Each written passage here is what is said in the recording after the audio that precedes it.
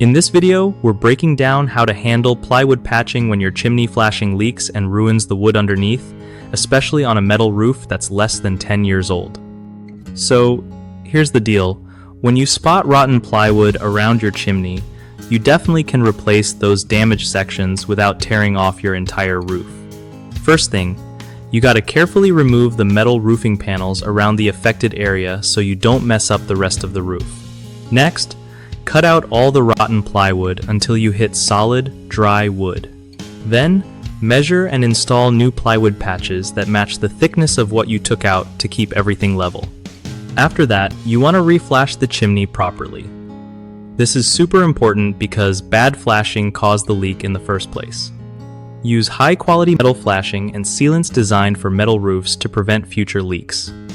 Once that's done, reinstall the metal roofing panels carefully, making sure they fit snug and secure over the new plywood and flashing.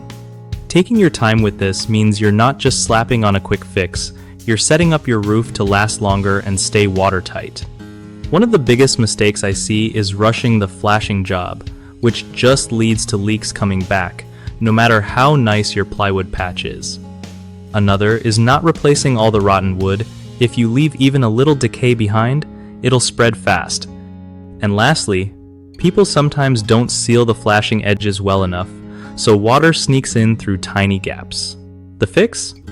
Always inspect thoroughly, replace all rotten plywood, and use quality flashing with careful sealing to lock out moisture. BigHomeProjects.com is a solid resource that links homeowners like you with trusted local contractors who know their stuff about roofing and repairs.